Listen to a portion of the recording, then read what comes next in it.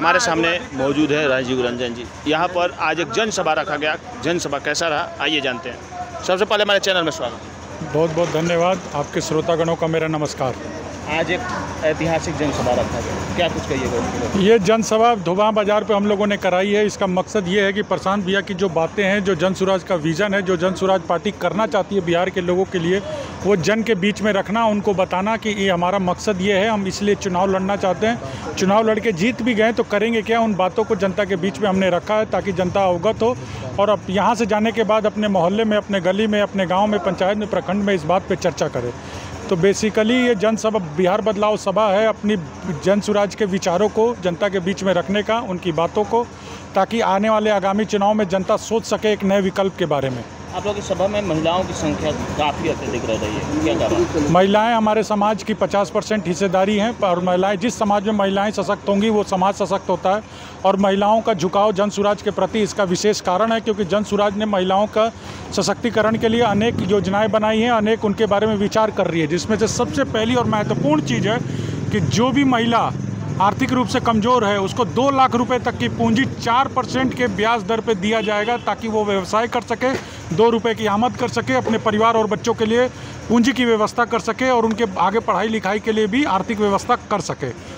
इसलिए कार्ड बनाने की बात की जा रही है। लाभ कार्ड बनाया जा रहा है। इस क्रम में हर पंचायत में जन सुराज का कैंप लगेगा और हर घर में एक लाभार्थी कार्ड दिया जाएगा।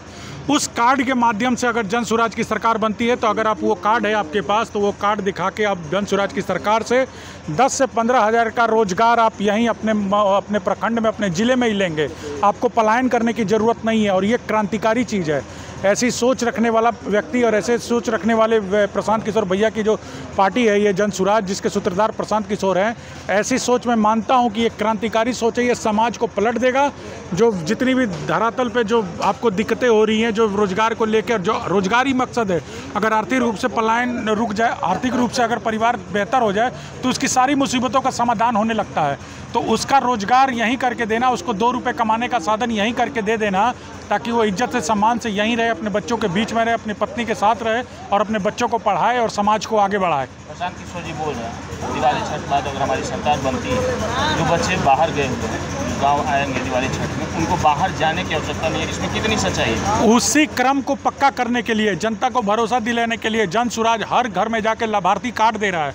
अगर हम अपने वादे में फेल हुए तो मैं राजीव रंजन राज, प्रवक्ता जन सुराज, आपको ये वचन देता हूँ कि आप जन सुराज को अगली बार से, सारी जनता से ये मैं कहता हूँ, जन सुराज को आप मत दीजिएगा वोट, उसको लताड़ दीजिएगा, हटा दीजिएगा। ढकोसले वादे करने नहीं आए हम, बदलाव के लिए आए हैं। हम अगर अपनी बातों पे अमल पे नहीं खड़े हो पाते तो मैं खुद जन सुराज छोड़ दूंगा। मैं एक युवा हूँ, सक्षम हूँ, पढ़ा लिखा हूँ, एडवोकेट ऑन रिकॉर्ड हूँ सुप्रीम कोर्ट में। अगर मैं जन सुराज से जुड़ा हूँ तो उसके विचारों से सहमत होकर और प्रभावित होकर ही जुड़ा हूँ। और ये बात मुझे लगता है अपने आप में रिवॉल्यूशनरी है कि लाभार्थी चीज़ देना, ये एक गारंटी है कि हम आएंगे तो आपके बच्चों को 15,000 की नौकरी यहीं करके देंगे, आपके प्रखंड में, अपने ज़िला में, ताकि वो गुजरात में भेड़ की तरह, बकरी की तरह चढ़ के ट्रेनों में ना जाए, वहाँ पर बिहारी होने पर अपमानित ना हो।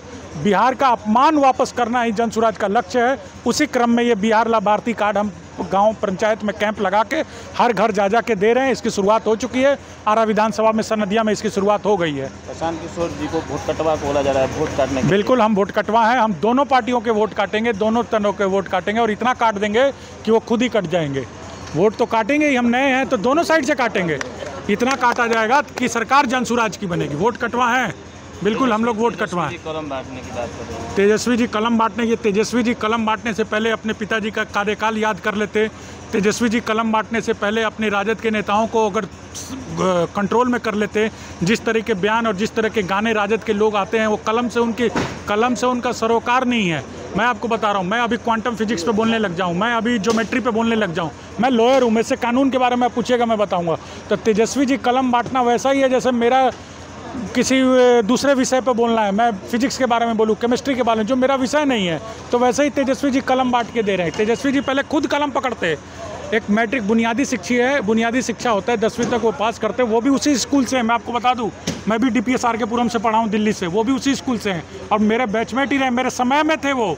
बहुत कम लोग जानते। श्रेयसी सिंह है जो अभी भाजपा से विधायक है, वो मेरी स्कूल जूनियर थी। DPS RK पुरम, दिल्ली पब्लिक RK पुरम की ही कहानी आपको बता रहा हूँ मैं। तो वो पहले RK पुरम में क्यों उनको निकाला गया मैं जानता हूँ, क्योंकि मैं बैचमेट था, मैं उसी स्कूल में पढ़ा हूँ।